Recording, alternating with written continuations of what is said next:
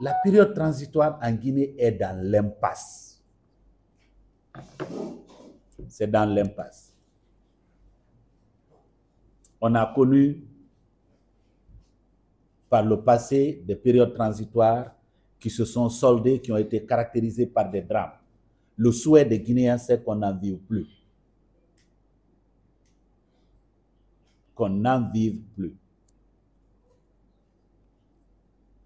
C'est pourquoi nous faisons cette conférence pour demander une rectification de cette période transitoire avant qu'il ne soit trop tard. Une renégociation de la deuxième phase de cette période transitoire que nous voulons courte, dirigée par un gouvernement de mission et qui va avoir des missions précises à accomplir, dont entre autres, prendre l'une des constitutions qui ont été les plus consensuelles. Si ça a besoin d'un toilettage, en 2 semaines peut-être cela peut être fait et soumis au référendum. Je pense par exemple à la constitution de 2010. Parce que celle de 2020, le projet qui a été soumis et ce qui a été publié, il y a un océan entre les deux. On ne sait donc pas en 2020 quel était vraiment le texte constitutionnel dans notre pays. On ne peut pas donc demander qu'on réhabilite une constitution qui est vraiment dans le noir. Mais celle de 2010 peut être réhabilitée pour permettre aux Guinéens d'aller vers un retour à l'ordre constitutionnel. Et cela passe aussi par une révision du fichier électoral pour doter la Guinée d'un fichier. Au début, nous avions cru, parce que très honnêtement, quand nous avons écouté l'agenda du CNRD, la coalition CPR se reconnaissait dans tout ce qui était dans cet agenda. Et tout cela est encore d'actualité, parce qu'aussi longtemps que nous serons dans un pays comme dans la jungle, nous ne pouvons pas développer ce pays. On s'est mis à rêver qu'au sortir de cette période transitoire, on aurait chaque Guinéen identifié, qu'il ne serait plus possible en Guinée de se cloner. La conséquence du clonage, demandez à tous ceux qui ont dirigé le ministère de la fonction publique de notre pays. Quand j'étais encore jeune enseignant, à 24 ans, j'ai commencé à enseigner à l'école normale supérieure de Mania. En ce moment-là, on cherchait déjà à savoir combien il y avait de fonctionnaires dans la fonction publique de la Guinée. Ça, c'était en 87. Aujourd'hui encore, on cherche à savoir combien il y a de fonctionnaires dans la fonction publique. Parce que simplement, en Guinée, on peut se cloner le nombre de fois qu'on veut. Beaucoup de ceux qui sont aujourd'hui à la fonction publique, ils sont nés après avoir obtenu leur diplôme. On a pensé que ça serait derrière nous. On a pensé que le mensonge qui a toujours été dit aux Guinéens, qu'on peut les protéger, on a une direction de la protection civile, que je considère être un gros mensonge. Parce que vous ne pouvez pas protéger quelqu'un dont vous ne pouvez pas situer, localiser à l'instant T où il a besoin de protection. On avait rêvé que cette période transitoire nous permettrait d'avoir cela derrière. On avait rêvé que le peuple de Guinée, l'habitat de ce pays, qu'on serait mieux compté pour qu'on sache combien nous sommes, combien il y a de femmes, combien il y a d'enfants, combien il y a d'adultes. Parce qu'il faut qu'on connaisse cela pour bien planifier le développement de notre pays. Mais c'est devenu du brouillard. On avait rêvé que toutes les corrections pouvaient être faites pour avoir une constitution qui nous ressemble pour nous rassembler. Malheureusement, cette constitution qui nous ressemble pour nous rassembler ne semble pas vouloir sortir.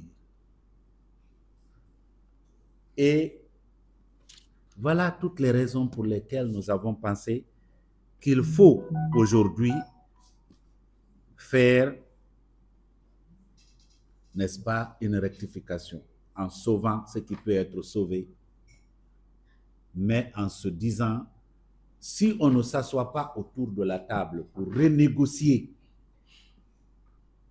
la deuxième phase de la période transitoire, eh bien, on peut risquer de connaître encore d'autres drames dans notre pays. Nous venons d'en connaître un au sud.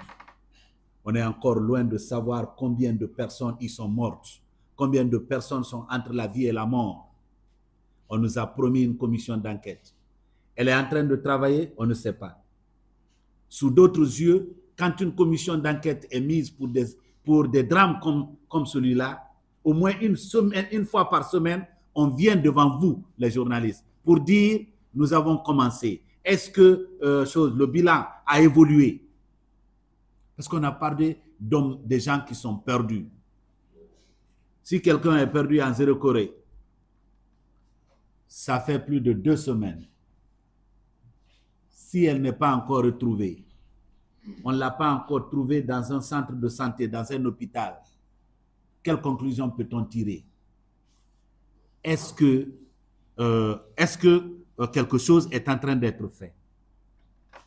Nous avons besoin, n'est-ce pas, pour assurer la continuité donc de l'État, redresser la gouvernance, mettre en place un gouvernement d'union nationale qui devrait être la conséquence, n'est-ce pas, du dialogue que nous appelons de toutes nos forces. Celle-là, il faut mettre tout en œuvre pour que tous les acteurs aient la confiance minimale pour être autour de la table pour parler de la Guinée et négocier la sortie de cette période transitoire, parce qu'aujourd'hui, on ne sait plus dans quoi nous sommes. Les uns nous parlent de refondation. Moi, je ne sais plus c'est quoi ça signifie. D'autres nous parlent de Simandou 2040. Voici un autre gros mensonge qu'il faut que les Guinéens comprennent. À un moment donné, même le carburant, on nous a dit que c'est un carburant périmé ou un mauvais carburant. Les scandales, ça foisonne. Le dernier en date, c'est la douane. J'ai dit au président Mamadi Doumbouya, il y a des choses réelles à faire. Des choses dont le peuple de Guinée attendait de vous. Ce n'est pas du machiavélisme. Non. Moi, quand je regarde Mamadi Doumbouya, je ne vois pas en lui un apprenti de Machiavel. Donc, s'il doit commencer à apprendre le prince maintenant, il ne va pas s'en sortir. Il ne va pas s'en sortir. Voilà quelques idées que nous voulions vous avancer. Les amis sont là peut-être pour me compléter parce qu'ils ont lu le document que vous aurez l'intégralité. Mais je résume en disant que cette venue devant vous, c'est pour interpeller clairement le président. Parce que lui seul peut taper sur la table et tout le monde va se mettre au pas. Il faut qu'il reste fermé à toutes les petites idées qu'on vient lui mettre dans la tête. Qu'il mette le focus, comme il a promis aux Guinéens, que la justice soit une boussole. Il peut encore sortir par la grande porte. Il peut encore sortir par la grande porte. Tout ce que nous sommes en train de faire, c'est pour lui donner une chance de sortir par la grande porte. Parce que s'il se laisse aller, il ne pourra pas. Parce qu'il a déjà juré sur le Coran et sur la Bible qu'il est venu pour assainir et il s'en ira, il ne sera pas candidat. S'il dit le contraire, je ne suis pas Dieu. Mais je sais que c'est Aristote qui avait dit, si je vais à l'église Si Dieu n'existe pas, au moins c'est un exercice physique. On ne blague pas avec Dieu. On ne se moque pas de Dieu.